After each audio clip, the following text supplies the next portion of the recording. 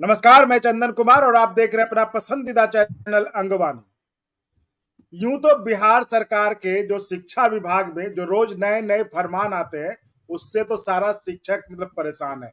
लेकिन इसमें एक शिक्षकों में एक जो दिव्यांग शिक्षक है वो सबसे ज्यादा परेशान बताए जाते हैं, क्योंकि जहां एक तरफ सरकार की कोशिशें होती है और सरकार ने बकायदा उनके लिए नियम बनाया है कि कैसे उनके काम करने में उनको सहूलियत पहुंचाई जाए, उनके काम को आसान बनाया जाए, लेकिन शिक्षा विभाग जो कि उस नियम को नहीं मान रहा है। और आप ही शिक्षकों में से कई दिव्यांग जनों का शिक्षकों का मैसेज था कि इस पर जो है आप एक वीडियो बनाए, उस पर बात करें कि हमारा कानून क्या कहता है। तो हमारे साथ मुकेश कुमार महतो जी जुड़ रहे हैं, बिहार से सीधे लाइव जुड़ रहे हैं। मुकेश कुमार महतो जी जो दिव्यांगजन राइट्स एक्टिविस्ट है और भारत दिव्यांग संगठन के बिहार प्रदेश अध्यक्ष है। और अच्छी बात यह कि ये खुद भी एक शिक्षक है। तो इन्हीं से समझने की कोशिश करते हैं कि जो भारत सरकार ने जो अपने देश में दिव्यांगजनों के लिए जो कानून है वो कानून क्या कहता है और क्या उस कानून का पालन बिहार का शिक्षा विभाग कर रहा है। अगर कर रहा है अच्छी बात, लेकिन लग नहीं रहा है कि अगर कर रहा था तो आज हमें ये वीडियो बनाने की जरूरत नहीं पड़ती। तो मुकेश जी, स्वागत है आपका अंगवानी पर। जी, आपको भी नमस्कार। आपके जितने भी दर्शक हैं उनको भी नमस्कार। बहुत अच्छा टॉपिक है सर आपने उठाया।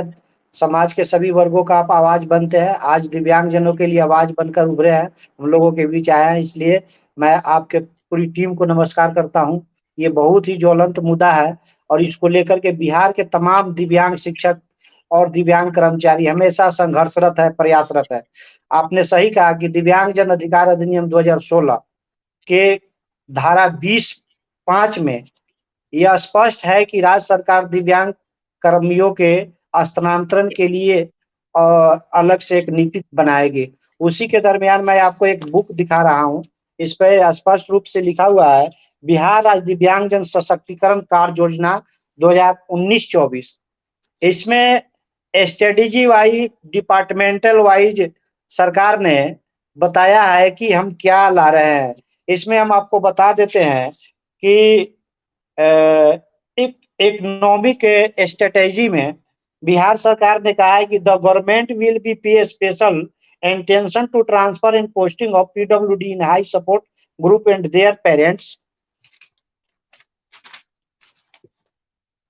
employed in government, semi-government, state, public sector undertaking and government-aided organization to be placed in their hometown or any appropriate place where especially required care is available.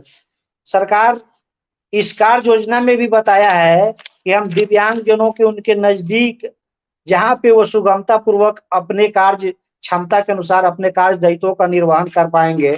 और समान प्रशासन विभाग को उन्होंने कहा था कि जुलाई 2019 तक इस संबंध में नीति बनाई है। समान प्रशासन विभाग बनाया कि नहीं बनाया ये तो हम नहीं जानते, लेकिन आरपीडब्ल्यूडी एक्ट 2016 का सेक्शन 20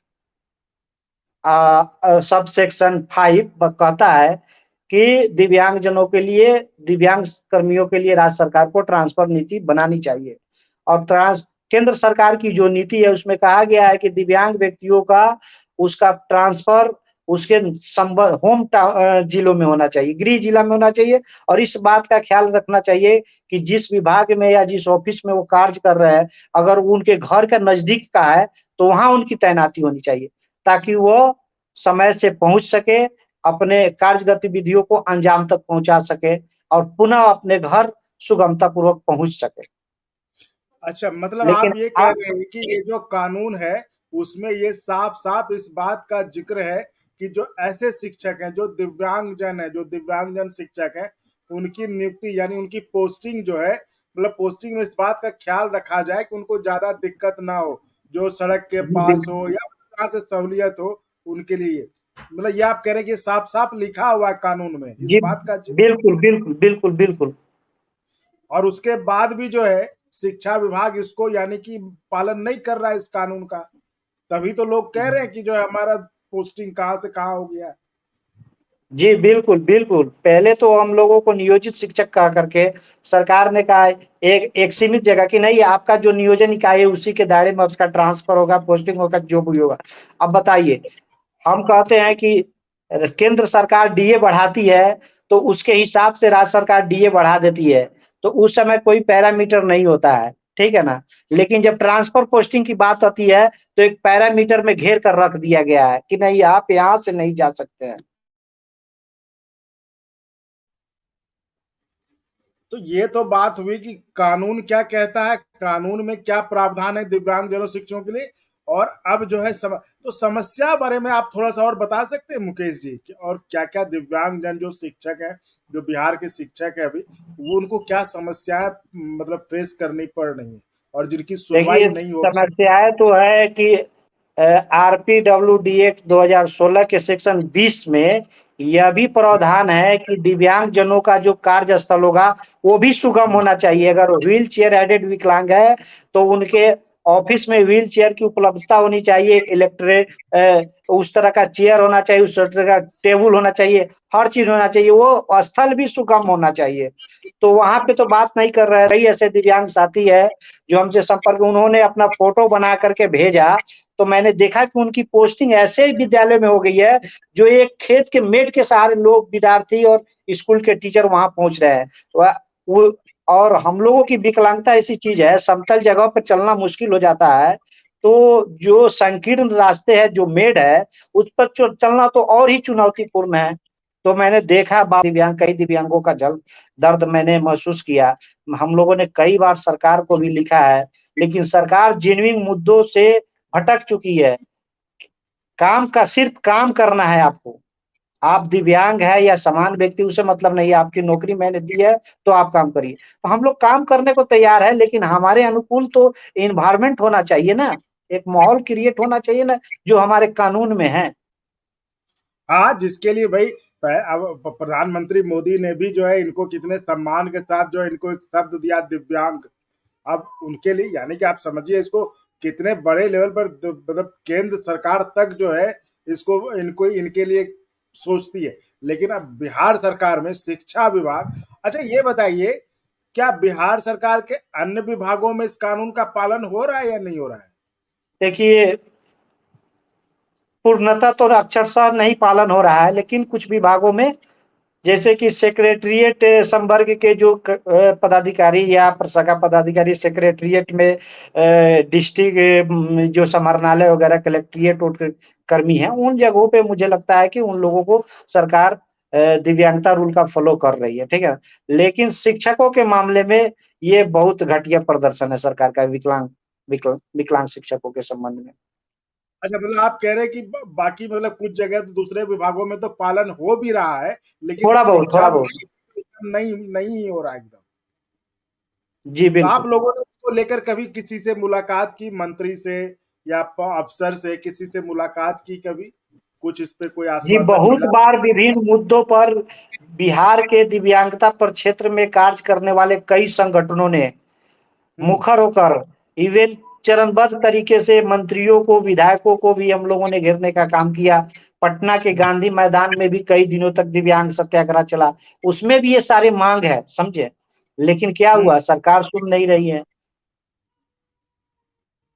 तो मतलब क्या आपने मंत्रियों से, विधायकों से, सबसे मिला, लेकिन किसी कहीं से कोई सुनवाई नहीं किसी हुई? ने भी नहीं, किसी भी नहीं। वो लोग अपनी सुख सुविधा के संबंध में जब मन किया तब अपना पास कर लेते हैं नियम कानून।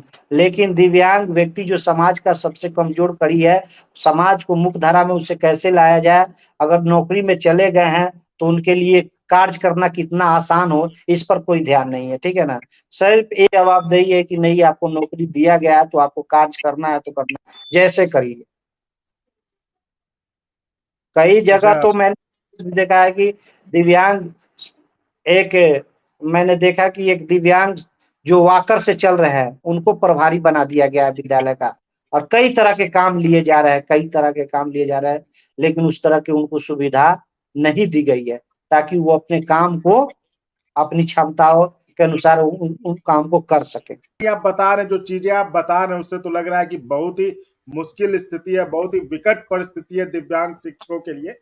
क्या आप थोड़ा हमें समझा सकते हैं कि एक दिव्यांग शिक्षक जिन हालात में वो काम कर रहे हैं शिक्षा विभाग में, जो खासकर जो ट्रांसफर पोस्टिंग का मसला है, इसको लेकर बहुत सारी शिकायतें आ रही है। बहुत सारे लोग, बहुत सारे दिव्यांग शिक्षक कहते हैं कि उनके जो नियम है, जो कानून है उनके लिए, उसका पालन पोस्टिंग में नहीं किया गया है। तो किस तरह की दिक्कतों का उनको सामना करना पड़ता है, ये अगर आप हमें बता पाए कि चलिए अगर वो नहीं समझे, कम से कम सुन के सरकार के लोग जो नुमाइंदे अफसर हैं, मंत्री हैं, वो अगर समझ पाए, मतलब एक दिव्यांग शिक्षक को किस तरह की दिक्कतों का सामना करना पड़ता है। देखिए, दिव्यांग कई तरह का, जैसे दोनों पैर के से दिव्यांग है, तो आप समझ सकते हैं उनको घर से बाहर निकलने में निश्चित तौर पे सहायक उपकरण की आवश्यकता हो या किसी सहायक व्यक्ति की आवश्यकता हो, ये दोनों महत्वपूर्ण हो जा रहे हैं। दोनों में से कोई ना कोई उनको चाहिए, तभी वो घर से निकल कर जा पाएंगे। उसके बाद में अगर अपने घर से जा रहे हैं तो ये समस्या, अगर घर से बाहर रहकर रह रहे हैं तो उनके लिए सारे चीज, स्कूल आना जाना, खाना बनाना, कपड़ा साफ करना, यानी कि स्कूल के साथ साथ जो डेली नीडेड जो चीजें होती है, शौच जाना, बाथरूम में पानी लेकर जाना, बहुत बहुत मान लिया जाए कि अपना तो घर है नहीं कि अपने हिसाब से डेरा भी मिला तो अपने अनुकूल मिल जाए।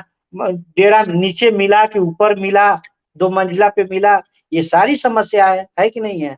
कोई का डेरा मिला भी तो कोई तुरंत डेरा मालिक हमारे लिए लिफ्ट तो नहीं बना लगा देगा। हमारे अनुकूल उनकी सीढ़ी है कि नहीं है? कोई ऐसा भी घर होता है कि कम जगह का होता है कि उसके हिसाब से उनका बनाया हुआ रहता है। तो ये बहुत सारी दिक्कतें हैं। दिक्कतों का तो कई, जब घर से विकलांग व्यक्ति अगर जाकर कहीं रह रहा है तो जो आम परेशानी उसके साथ साथ कई और परेशानियां ऐड हो जाता है जाकर के। तो ये हाँ, जैसे कि बहुत बार कमेंट में भी लोगों ने लिखा है कि एक शिक्षक ऐसे थे जिनको कि किन्हीं को रिक्वेस्ट करना पड़ चुकी, स्कूल उनका बहुत अंदर होता था गांव में, मेन सड़क जो होती गांव की, मेन सड़क से स्कूल अंदर, और रास्ता खेत के बीच से जाना पड़ता था, खेत के बीच जो मेड़ था उस पर चलकर। तो किसी कई शिक्षक को जो राहगीर होते थे उनसे रिक्वेस्ट करना पड़ता था कि वो उनके कंधे पे ले लें, और इस तरह से वो स्कूल पहुंचते थे। तो जाहिर है कि मतलब काफी दिक्कत होती है। तो पता नहीं अब मतलब अफसर मंत्री लोग समझ पाते नहीं, कम से कम सुन के थोड़ा ध्यान लें, उनकी समस्याओं को कम करें। उनकी जिंदगी भगवान ने मतलब ऐसे ही थोड़ा उनकी जिंदगी विकट बना दी है, तो थोड़ा अगर सरकार, और जब नियम है कानून है तब भी पता नहीं नियम कानून को पालन करने में क्या दिक्कत है। नियम कानून की मतलब वाहवाही होती है कि हर समय हवाला दिया जाता है, जब टाइट कुछ करना हो तो नियम कानून का हवाला, लेकिन अगर जिंदगी आसान करनी हो कि थोड़ा उनका जिंदगी सुकून हो जाए, उसके लिए जो है नियम कानून सब ताक पर रख दिए जाते हैं। तो बहुत बहुत धन्यवाद मुकेश कुमार महतो जी, आप अंगवानी से जुड़ने के लिए, और इस महत्वपूर्ण मसले पर दिव्यांग शिक्षक के जीवन में क्या दिक्कत होती है उसको, उस पर बातचीत करने के लिए। तो चलते चलते एक सवाल आपसे, कुछ आप कहना चाहेंगे शिक्षा विभाग से, शिक्षा मंत्री से या बिहार सरकार से, कुछ आप कहना चाहेंगे?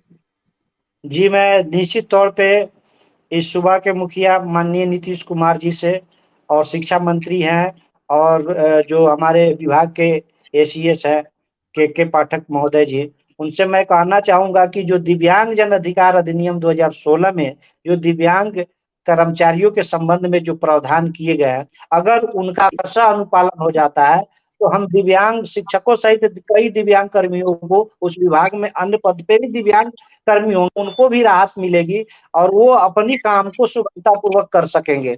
इसलिए मैं चाहूँगा कि जो विशेष कानून है दिव्यांग व्यक्तियों के लिए, उसमें जो प्रावधान किए गए हैं, उन पर ध्यान दिया जाए और उसके अनुरूप हम दिव्यांगों का ट्रांसफर पोस्टिंग किया जाए। ये थी हमारी खास बातचीत दिव्यांग शिक्षकों के जीवन में, जो दिव्यांग शिक्षकों के कष्ट पर, कि कैसे उनको किन हालात में, किन मुश्किलों का सामना करते हुए उन्हें दूर, जो उनकी पोस्टिंग दूर कर दी गई है, वहां उन्हें जाना पड़ता है। और भी तरह तरह की समस्या जिसके बारे में विस्तार से मुकेश जी ने हमें बताया। तो उम्मीद है मुकेश जी जिस नियम का हवाला दे रहे हैं, जिस कानून की बात कर रहे हैं, 2016 के दिव्यांग जनों के लिए जो विशेष कानून देश में बनाया गया, उसको पालन करने की गुहार लगा रहे हैं बिहार के मुख्यमंत्री से, शिक्षा मंत्री से, एसीएस साहब से। तो उम्मीद है कोई न कोई सुनेगा उनकी और उनके जीवन में सहूलियत देने का काम करेगा। बहुत बहुत धन्यवाद मुकेश जी। जी आपको। और अगर आपको अच्छा लगा तो एक बार और आपको मैं कहना चाहूँगा कि आप इसको प्लीज़ सब्सक्राइब और शेयर करते रहें ताकि हमारा भी मनोबल और सपोर्ट बना रहे।